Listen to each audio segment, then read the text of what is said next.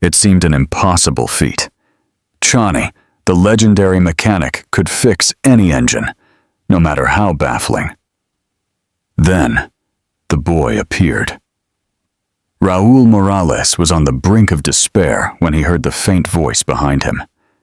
His workshop, once renowned as the best in Querétaro, now faced its worst crisis in 20 years, all because of a single, indecipherable engine. "Don Raul, can I try?" the boy asked, his voice trembling. The workshop owner whirled around, seeing Emilio, the 13-year-old son of Doña Carmen, the cleaner. The boy stood there, hands stained with grease, blonde hair disheveled, staring intently at the Kenworth truck's engine, which had defied every expert in the region for 3 months. "Emilio, get out of here, kid. This is no place for children," Raul replied with irritation, running a tired hand across his face. "But I recognize that sound, Don Raul. This engine makes the same sound as nothing, kid," the man interrupted him. "The best mechanics from Mexico City, Puebla, even Veracruz have tried. No one can figure out what's different about this engine." Emilio lowered his head, but didn't move. His eyes remained fixed on the engine, as if he saw something others couldn't. The strange noise emanating from the machine was constant, a low hum punctuated by small clicks that formed an almost musical pattern. "It's just that my dad always said every engine has its own voice, Don Raul, and that voice, I've heard it before." Raul stopped wiping his hands on the rag and looked at the boy more closely. Emilio always appeared at the workshop when his mother came to work, but he never interfered with the repairs. He would stay quiet in a corner, just observing everything with those curious eyes. "Your dad? I didn't even know you had a father." "I don't talk about him because Mom gets sad," Emilio murmured, kicking a stone on the ground. "But he taught me a lot before he left." At that moment, the businessman Alejandro Gutierrez arrived, his face red with anger. He was the owner of the truck, a wealthy man who transported products throughout central Mexico. 3 months without his primary vehicle were costing him a fortune. "Raul, do you have one more day to solve this, or am I taking my truck and suing your workshop for incompetence?" Alejandro shouted, pounding his fist on the counter. "Alejandro, please, give me more time. I've tried everything. I don't want excuses. 3 months, Raul. 3 months this engine has been here, and no one can make it work properly." Emilio timidly approached the businessman. "Sir, the engine isn't damaged. It's protected." Alejandro looked at the boy as if he had seen a ghost.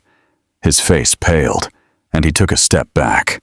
"What's this kid doing here?" "He's Doña Carmen's son, our cleaner," Raul explained. "Emilio, go play outside. Let the adults talk." "No," Alejandro shouted, startling everyone. "I mean, the boy can stay. I was just curious who he was." The businessman's strange reaction made Raul look from Emilio to Alejandro, trying to understand what was happening. Why would such an important man be disturbed by a child? "Don Raul," Emilio insisted. "Can I at least listen to the engine up close? I promise not to touch anything." Raul sighed. He had no other options. After 3 months of criticism from every mechanic in the region, his reputation was shattered. Some were already saying he was too old for the job. "All right, but just listen and be careful." Emilio approached the engine and put his ear very close to the metal. He closed his eyes and remained silent for long minutes, while Raul and Alejandro watched tensely. The businessman nervously wrung his hands, as if expecting something bad to happen. "This system is unique," Emilio murmured, opening his eyes. "The valves were modified to create a special sequence.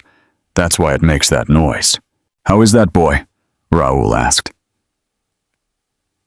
coming closer. "Someone tampered with this engine so that only someone who knows the secret can repair it. It's like a lock, but in reverse. Instead of locking, it protects." Alejandro became even more nervous. "That's nonsense. Raul, get this kid out of here and finish the job." Wait a moment, Alejandro, Raúl said, observing the businessman's strange behavior. Emilio, how do you know that? My dad created systems like that. He said it was to protect his work from people who wanted to steal his ideas. Raúl felt his heart quicken. He was beginning to understand why Alejandro was so agitated. He looked again at Emilio and then at the businessman, connecting the pieces of a puzzle that was starting to form in his mind. Emilio, what was your dad's name? Miguel Hernandez. Miguel Hernandez Ramirez. The name resonated in the workshop like thunder. Raúl remembered Miguel well, a brilliant mechanic who worked alone in a small workshop in the working-class neighborhood. The man had revolutionary ideas and created unique systems for the engines he repaired. Alejandro, Raúl said slowly, did you know Miguel? I've never heard of him, the businessman replied too quickly, sweating coldly. That's strange, because about 4 years ago Miguel disappeared overnight, left his workshop closed, his house empty, and you appeared here around the same time with this truck, saying you had bought it from a guy who couldn't make the payments. Emilio looked from one man to the other, sensing the tension in the air. His eyes filled with tears, but he tried to be strong. My dad didn't disappear, Don Raúl. He had to leave to protect us. Protect you from what, son? From people who wanted to steal his inventions. He discovered someone was planning to take all the systems he created and use them to make money. That's why he modified all the important engines and hid the secrets. Alejandro was visibly desperate now. Raúl, I'm not going to stand here listening to this child's nonsense. Solve my problem or what, Alejandro? Raúl interrupted him, beginning to understand the situation. Are you going to do to my workshop what you did to Miguel's? I didn't do anything. This truck is rightfully mine. Emilio approached the engine again, this time with more confidence. I can show you how it works, Don Raúl. My dad taught me the secret before he left. Emilio, no! Alejandro shouted, revealing more than he would have wanted. I mean, it's dangerous to tinker with the engine without knowledge. How interesting that you're so worried about the child, Alejandro, Raúl observed, especially after not even wanting to look him in the face a moment ago. The businessman realized he had given himself away. His breathing was agitated, and sweat ran down his forehead, although the workshop was comfortably warm.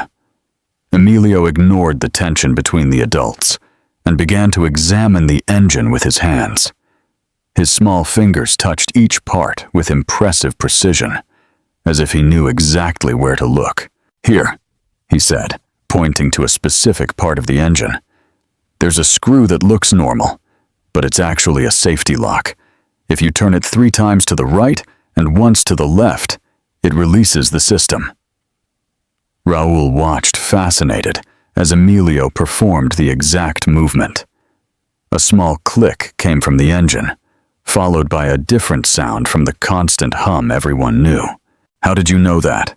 Raúl asked. My dad taught me a game. He would draw engines and ask me to find the hidden secrets. I thought it was just a game, but he was actually teaching me his work. Alejandro tried to approach, but Raúl stopped him with a firm gesture. Stay there, Alejandro. Let the kid work. Emilio continued manipulating the engine, now with more parts functioning differently.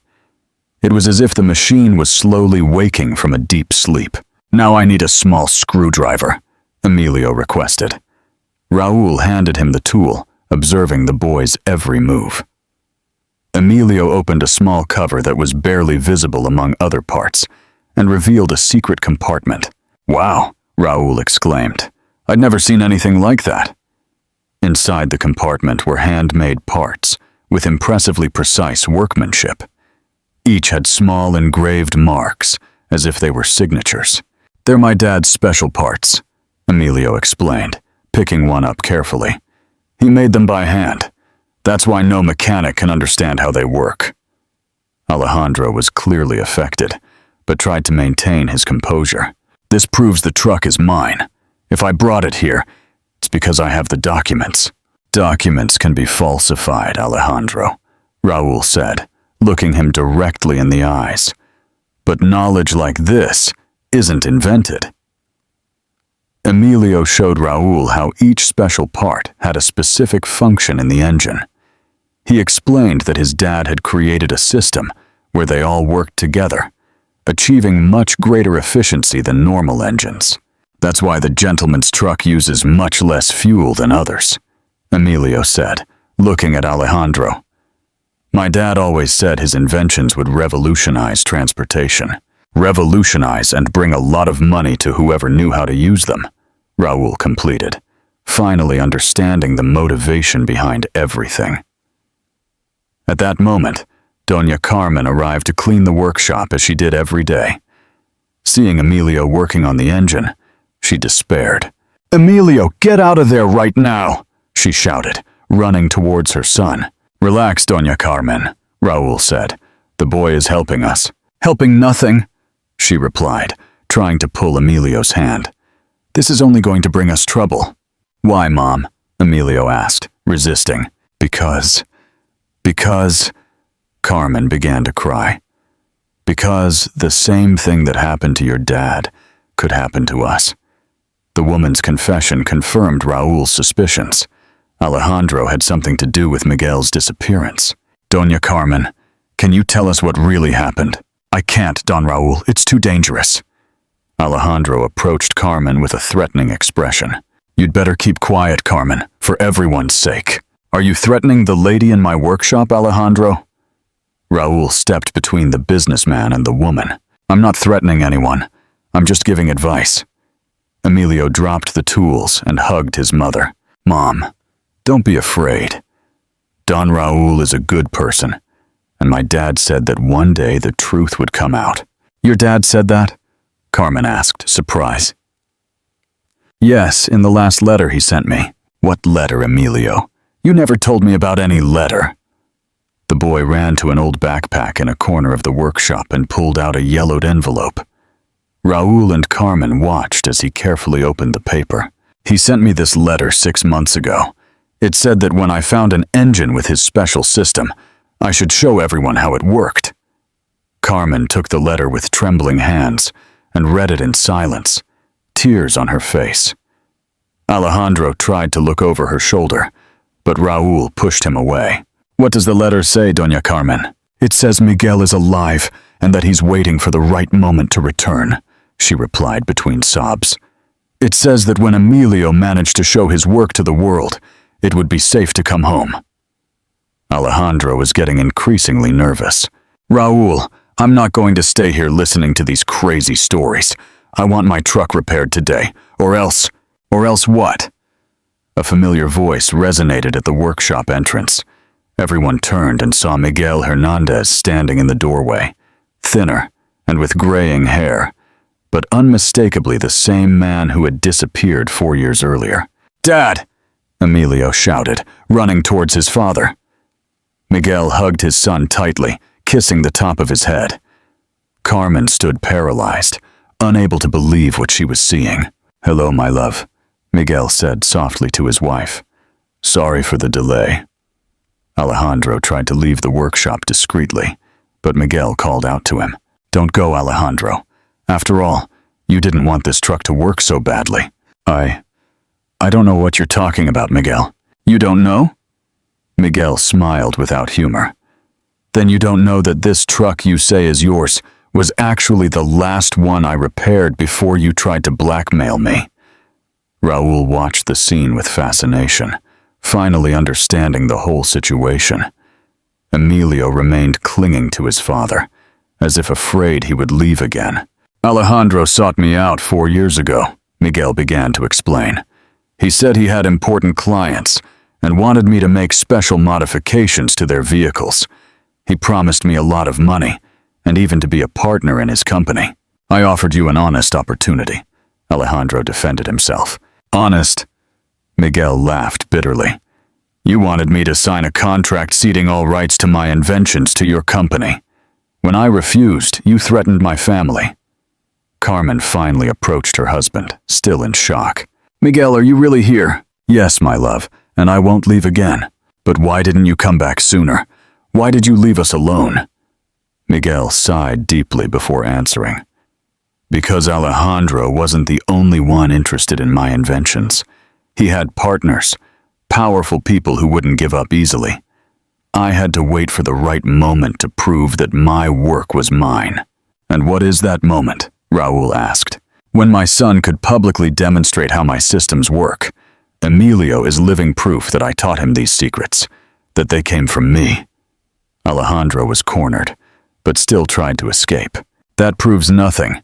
You could have taught the boy that after stealing my truck. Steal your truck? Miguel pulled some papers from his pocket. These are the original purchase documents for the truck, Alejandro. Bought by me 5 years ago, with my own money. That's false. Then explain. How did Emilio know exactly where the special parts were? How did he know the secret of the screws? Do you think I could have taught him all that in a few days? Raul was impressed by the intelligence of Miguel's plan. So you waited 4 years to come back? I didn't just wait. I was working in secret, perfecting the systems and gathering evidence against Alejandro and his partners. I was also observing my son from afar, watching him grow and learn. Emilio looked at his father with admiration. Dad, were you watching me all this time? Every day, son. I saw you come here to the workshop with your mom, paying attention to everything, asking the right questions. I knew you were ready. Carmen hugged her husband, but was still confused. Miguel, why didn't you tell me anything? I spent 4 years thinking you had abandoned us, because I needed you to act naturally. If you had known I was nearby, you might have let something slip. Alejandro had people watching you. Watching us? Carmen was scared. Why do you think you got the job here at the workshop so easily? Miguel explained. Alejandro knew that sooner or later I would come back for my truck. He wanted you to be nearby when that happened. Raul looked at Alejandro with disgust. You used a mother and her son as bait? I didn't use anyone. I just offered a job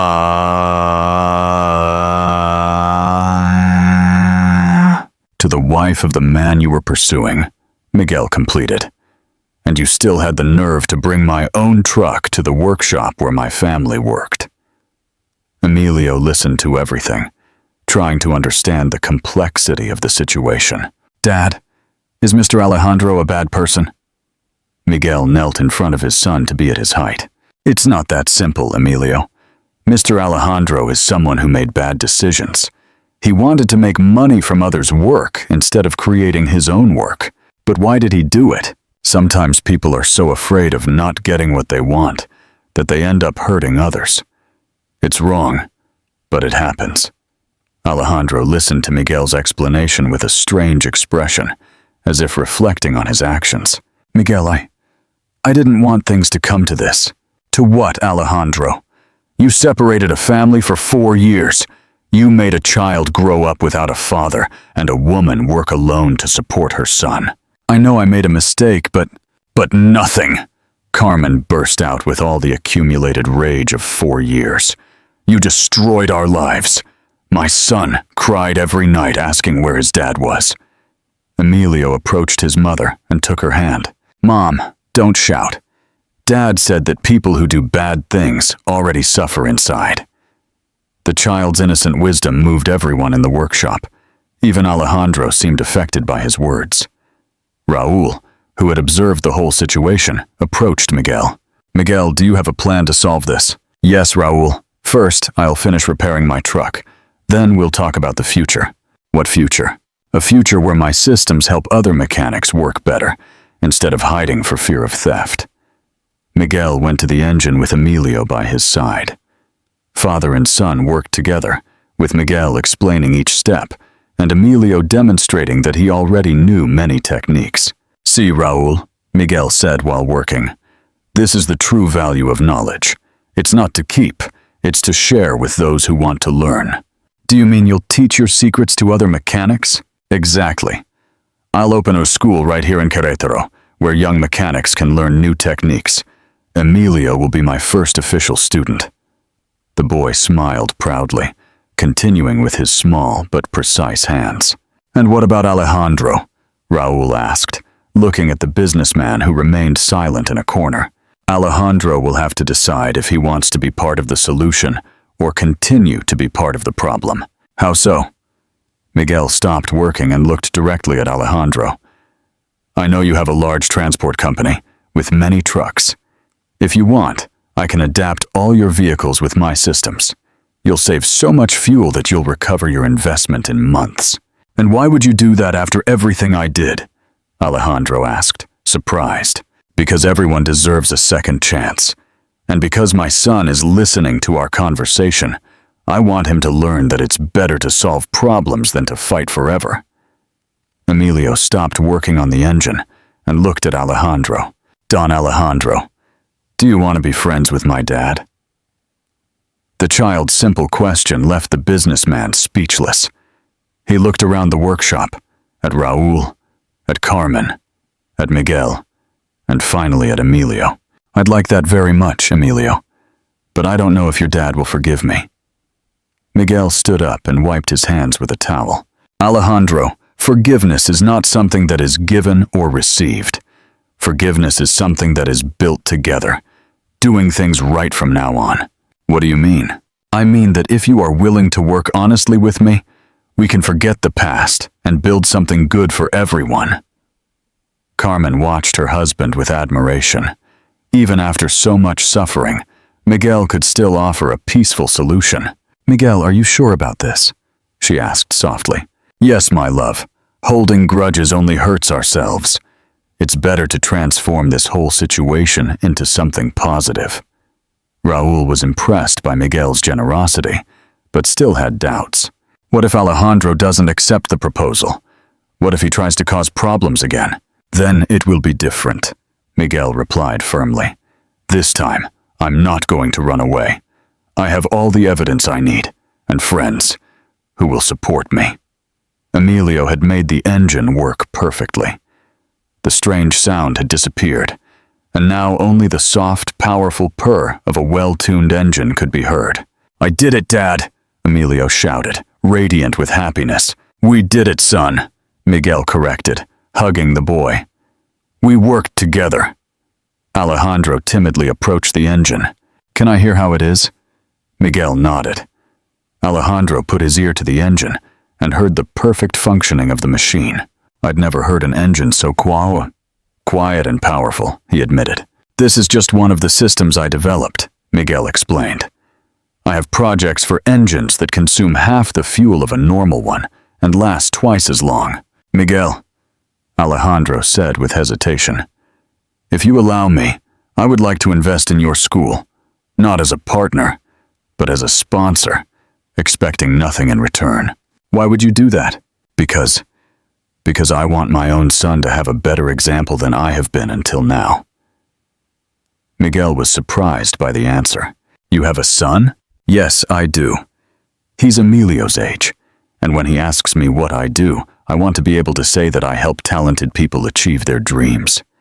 Emilio tugged at his father's shirt. Dad, can I meet Don Alejandro's son? Of course, Emilio, if Don Alejandro wants to bring him here to the workshop. Alejandro smiled for the first time since arriving at the workshop. He'll love it. He's always been interested in mechanics, but I never encouraged him because I thought it didn't make money. It does make money, Raul intervened. You just have to know how to do it well, with honesty and dedication. Carmen approached Miguel. My love, are you sure it's safe to stay here? What if more people interested in your inventions appear? They will appear, without a doubt. But now it's different. Now I'm not alone. How so? Miguel looked around the workshop, at Raul, at Emilio, and even at Alejandro. Now I have a team. Raul knows everyone in the region and can recommend honest mechanics to learn the systems.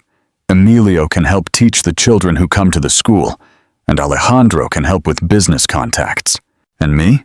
Carmen asked. You'll take care of the administrative part of the school. You've always been better than me with numbers and organization. Emilio listened to everything with eyes bright with excitement. Dad, is our family going to work together? That's right, son. And it will also help other families. Raul was liking the idea. Miguel, can we use my workshop as a base to start? Sure, but we'll need to expand. Maybe build a new area just for the school. I can help with that, Alejandro offered. I know good engineers and builders. Carmen smiled, seeing the project take shape. It's going to be too good to be true. No, my love, Miguel corrected her. It's going to be good because it's true. In the following months, Miguel's mechanics school became a reality. Emilio was the youngest student, but also one of the most dedicated. He loved teaching other children the tricks his father had shown him. The school attracted students from all over the region. Experienced mechanics came to learn Miguel's innovative techniques, while young people discovered a profession that could give them a prosperous future. Alejandro kept his promise and brought his son, a boy named Rodrigo, to meet Emilio. The two became great friends and study partners. Rodrigo had a natural talent for technical drawing, which perfectly complemented Emilio's manual skill. Emilio, Rodrigo said one day, while they worked together on a school project. My dad told me you had problems in the past. Yes, we did, Emilio replied without resentment. But my dad says the important thing is what we do from now on. My dad changed a lot after meeting yours. Now he stays home every weekend and even teaches me to drive. How cool! My dad said that when I turn 15, he'll teach me to. The school grew so much that Raul decided to retire from the commercial workshop and dedicate himself entirely to the educational project. He became the coordinator of the adult courses, while Miguel was in charge of developing new systems. Carmen discovered she had a talent for administration, and soon was managing not only the school, but also helping other local businesses organize themselves better. She created a small consulting office that served small entrepreneurs in the region.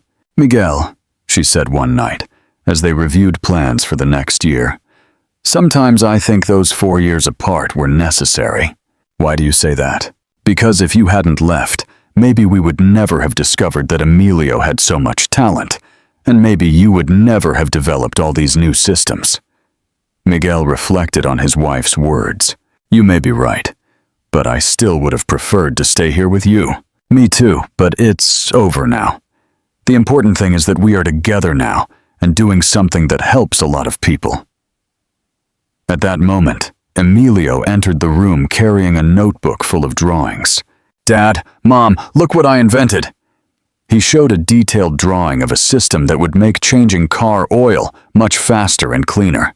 Wow, Emilio, Miguel exclaimed, examining the drawing.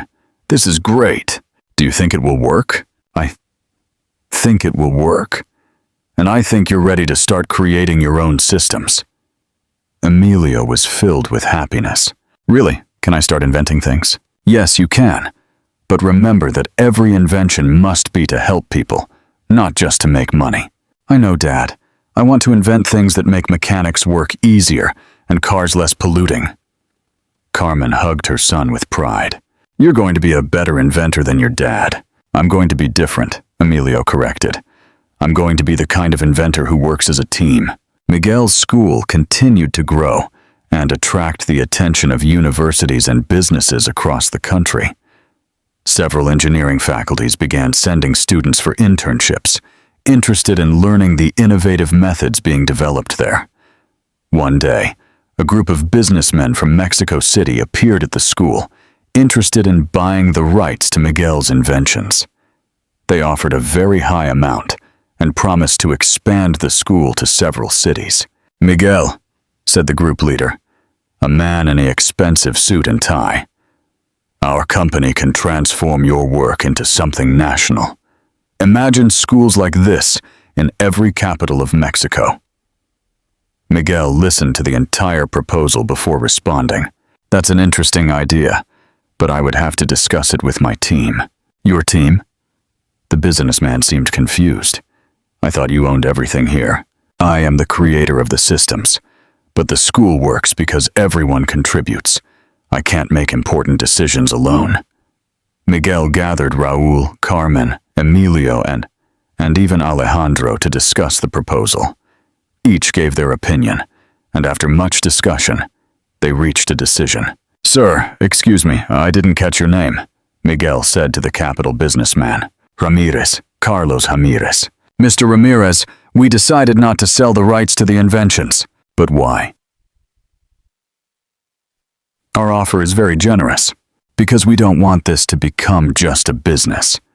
The school must remain a place where people learn because they want to grow, not because someone wants to profit from them. The businessman insisted, offering even more money, but Miguel's response was firm. Mr. Ramirez, what we can offer is a partnership. You can send students here, and we can train teachers for you, but the methodology and systems remain ours. That doesn't interest us, Ramirez replied coldly. We want the full rights. Then, unfortunately, we won't be able to work together. After the businessman left, Emilio asked his father, Dad, weren't you tempted by the money? Of course, son. But I remembered something you told me. What? That you want to be the kind of inventor who works as a team. That made me see that the value of our school is not in the money it can generate, but in the people it trains. Raul agreed with the decision. Miguel, you made the right decision. I know Ramirez's company. They buy promising small businesses and then fire everyone to cut costs. That's exactly what I wanted to avoid, Miguel confirmed. Alejandro, who had remained silent throughout the discussion, finally spoke. Miguel, can I say something? Of course. A year ago, I would have accepted those guys' proposal instantly. I would only have seen the money and ignored everything else. And now? Now I understand that some things are worth more than money. My son is learning not only mechanics here, but values. That's priceless. Emilio approached Alejandro. Don Alejandro, you've changed a lot. Yes, Emilio, thanks to you and your family. How so? You showed me that it's possible to make money by doing good. My transport company had never been so prosperous, and at the same time, I sleep peacefully, knowing that I don't harm anyone. The conversation was interrupted by the arrival of an unexpected visitor. He was an older man, well-dressed but not ostentatious, who asked to speak with Miguel. My name is Dr. Javier Mendoza, he introduced himself. I am a retired professor of mechanical engineering from UNAM. How can I help you, doctor? Miguel asked. Actually, it's your son who can help me. Emilio, why? I heard he's only 13 and already masters techniques that took me decades to understand.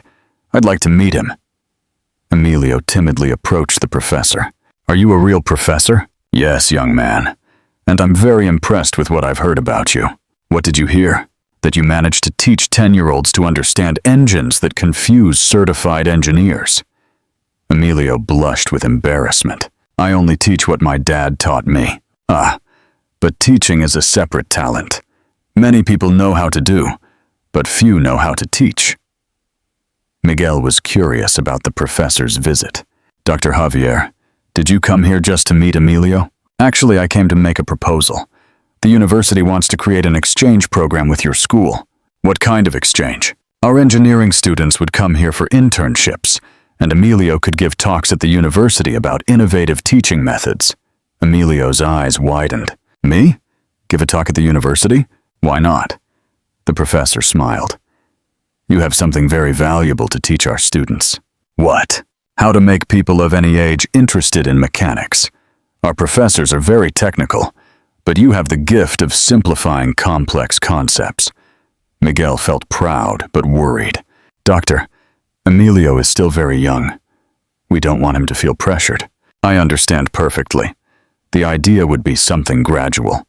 First, he could talk to small groups, then maybe do practical demonstrations. Emilio looked at his dad. Dad, can I try?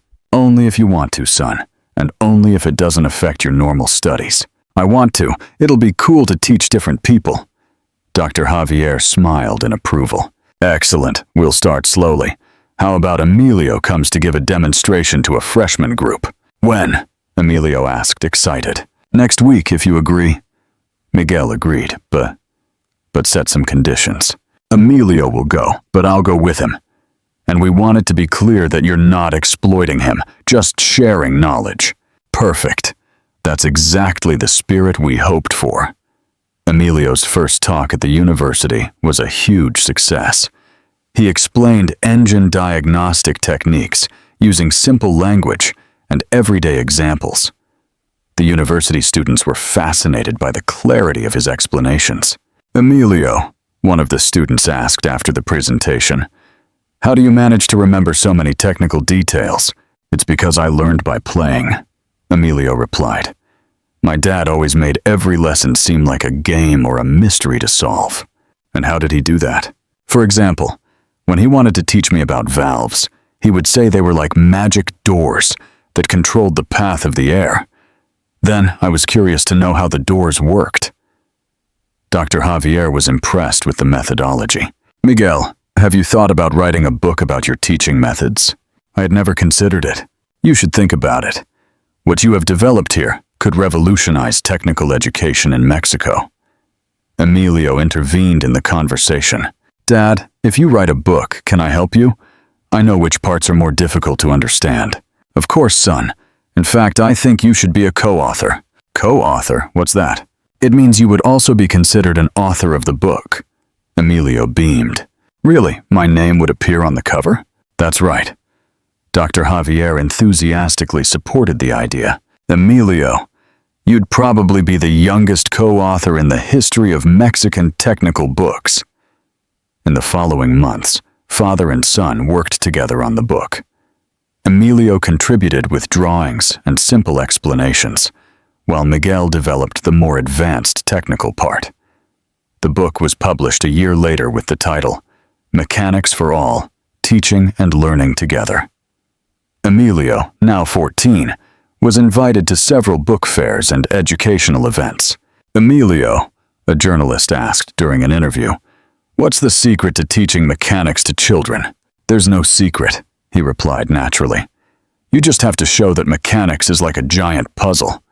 Everyone likes puzzles." "And what's your dream for the future?" Emilio thought for a moment before answering. "I want all children in Mexico to be able to learn a profession they like. Not just mechanics, but anything. And I want parents not to have to leave home to protect their families." The answer moved the journalist and everyone watching. "Why is this important to you?" "Because I spent 4 years without my dad. It was very difficult. No child should go through that." Miguel, who was watching the interview, felt his eyes fill with tears. His son had transformed the suffering of the past into a motivation to help others. After the interview, Emilio sought out his father. "Dad, did I say something wrong?" "On the contrary, son, you said everything right." "Then why are you sad?" "I'm not sad. I'm proud. And I'm thinking about something." "About what?" "About how you managed to get something good out of a bad situation." Emilio hugged his father. "I learned from you, Dad. You always said that problems exist to be solved, not to make us give up." Miguel's school continued to grow and evolve. Emilio became a respected teacher, despite still being a teenager. He developed a special program to teach basic mechanics in public schools, bringing technical knowledge to children from humble families. Alejandro expanded his transport company and became one of the main sponsors of Emilio's social program. His son, Rodrigo, specialized in technical drawing and was accepted into one of the best engineering universities in the country. Raul never married or had children of his own, but he considered himself a grandfather to Emilio and Rodrigo. He created a mentoring system where experienced mechanics sponsored young apprentices, ensuring that traditional knowledge was not lost. Carmen opened an administration school for wives of self-employed workers, teaching them to manage their husbands' businesses and create their own sources of income. "Miguel," she said one night, 5 years after everything began, "do you regret anything?" "I regret taking so long to come back, but I don't regret protecting you, and I don't regret waiting for you." Emilio, now 18, entered the room carrying an envelope. "Dad, Mom, an important letter arrived." "From whom?" Carmen asked. "From the Secretary of Public Education. They want to turn our methodology into national public policy." Miguel took the letter and read in silence, with a growing expression of surprise. "What does it say?" Carmen insisted.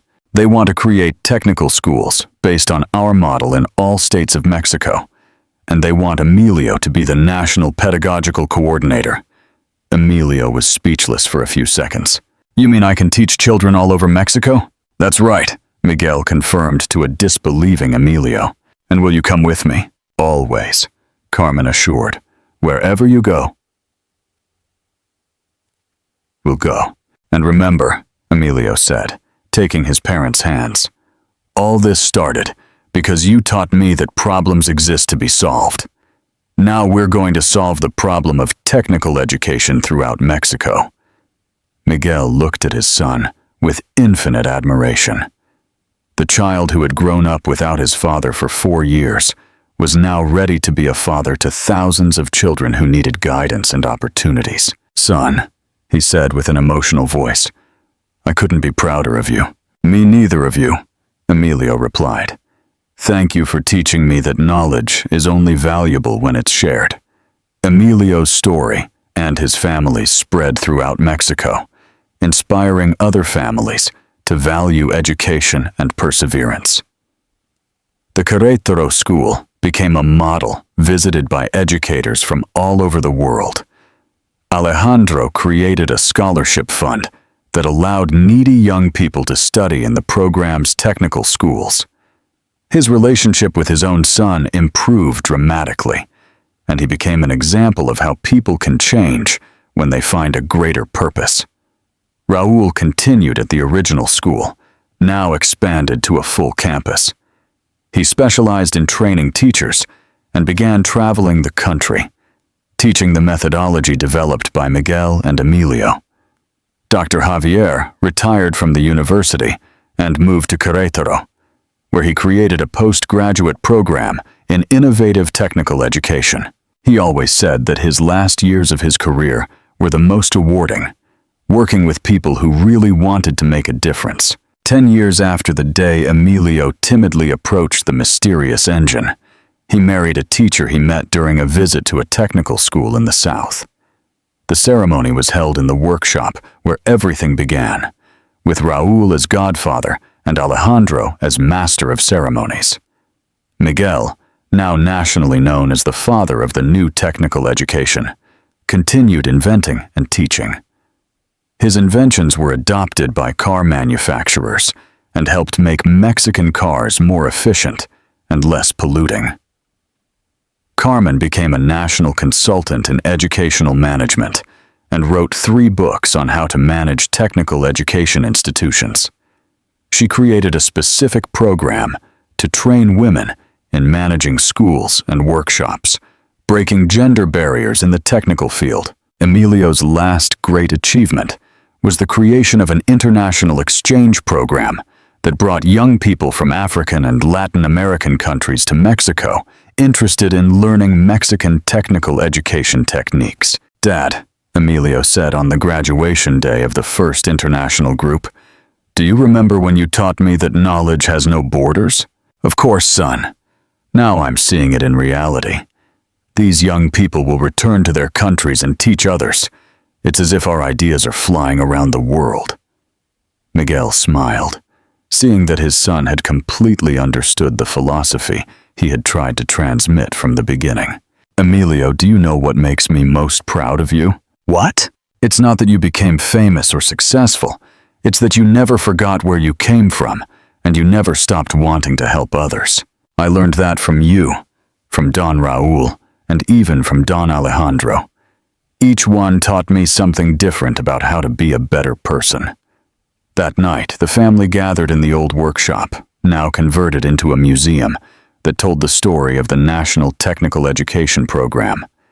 Emilio showed his young children the tools he used when he was a boy.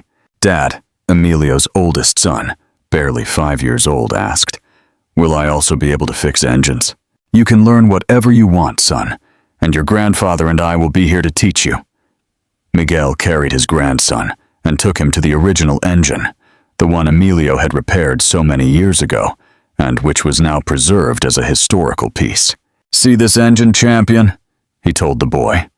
"This is where it all began, with your dad being brave enough to try to help when no one else could.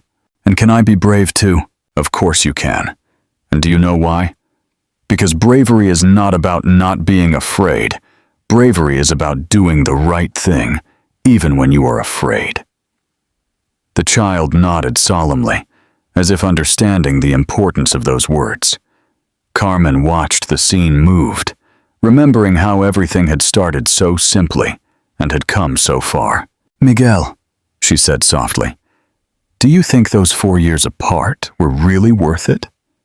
Miguel looked around the workshop, seeing the photos on the wall that showed hundreds of young graduates from the program, the thank you letters from families whose lives had changed, the awards received from educational organizations around the world. Yes, they were worth it, my love, not for the suffering, but for what we built afterwards. Emilio approached his parents with a folder of documents. "Dad, Mom, I have some news for you." "What is it?"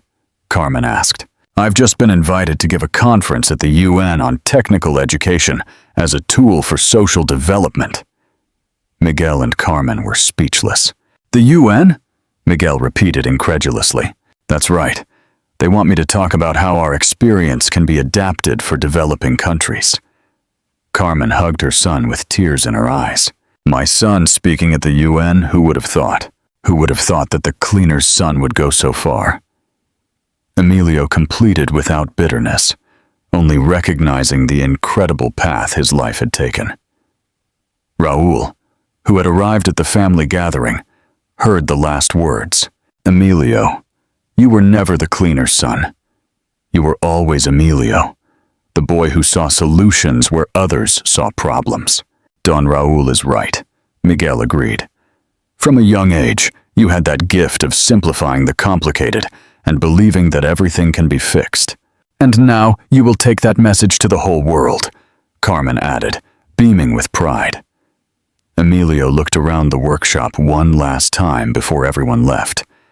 There was the engine that had changed his life, the tools his father used to teach him the secrets of mechanics, the workbench where he spent so many afternoons learning that patience and dedication can overcome any obstacle.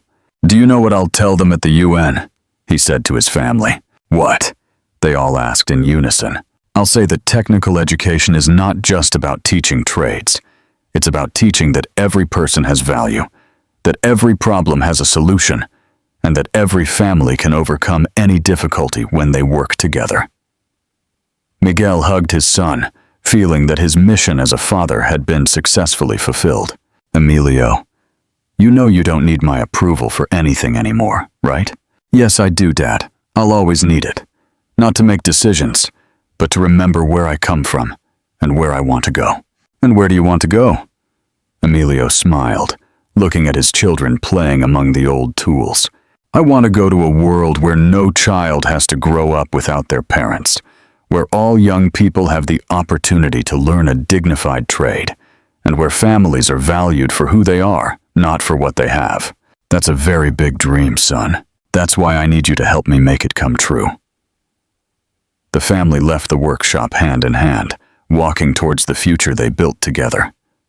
Behind them, the engine that had started everything remained on display, not just as a museum piece, but as a symbol that problems exist to be solved, and that knowledge, when shared with love, can transform not only individual lives but entire communities. And so, the story that began with a brave boy asking to try to repair a mysterious engine became an educational revolution that touched thousands of lives and proved that, sometimes, the biggest changes begin with the simplest gestures of people who refuse to give up.